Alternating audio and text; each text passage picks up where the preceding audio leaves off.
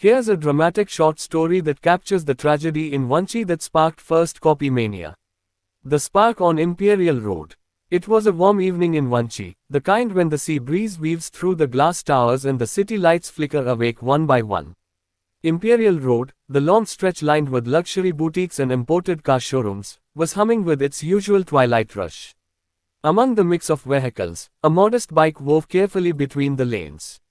On it rode Ravi, a 27-year-old delivery worker. His shirt was soaked from a long day, his eyes tired yet alert.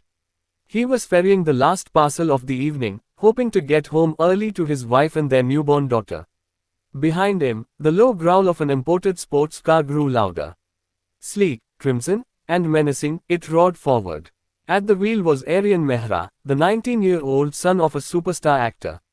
Aryan was infamous in the city's tabloids, reckless, entitled, shielded by his father's fame and money. The scratch. As Aryan's car swerved to overtake Ravi's bike at the signal, the biker shifted slightly left to avoid a pothole. The movement was small, but enough. The bike's handle grazed against the flawless paint of Aryan's car, leaving a faint, almost invisible scratch. For Ravi, it was an accident. For Aryan, it was an insult.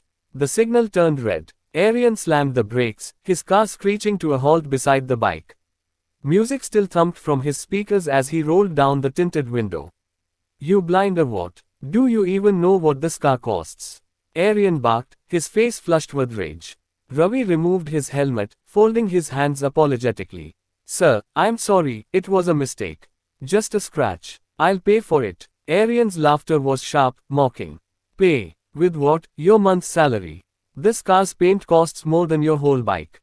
People on the sidewalks began to notice. Some slowed their pace, curious, while others fished out phones, ready to capture the spectacle.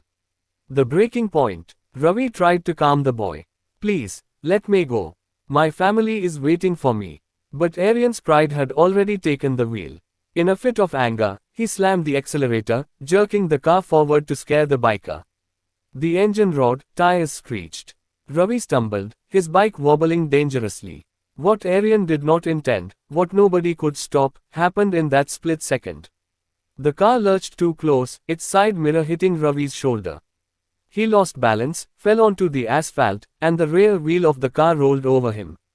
The sound of the crowd's gasp drowned even the car's engine.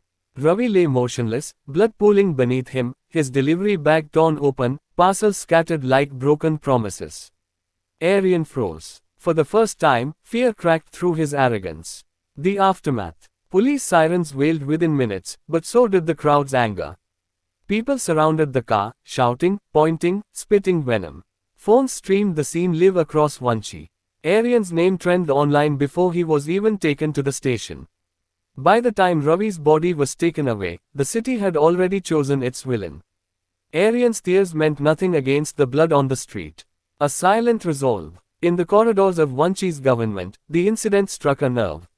Leaders, already uneasy with the city's widening gap between the elite and the ordinary, now had an emblem of everything they despised: a spoiled youth, drunk on wealth, killing a man over a scratch to an imported car. The decision was not announced. There were no press conferences or laws passed overnight.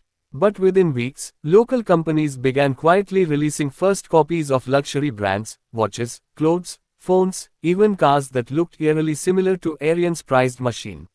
Soon, the streets of Vanchi were filled with people who all seemed to own luxury. Everyone and no one. Status symbols dissolved into shadows. And though Ravi's name faded from the headlines, his death became the ember that lit an invisible revolution, first copy mania.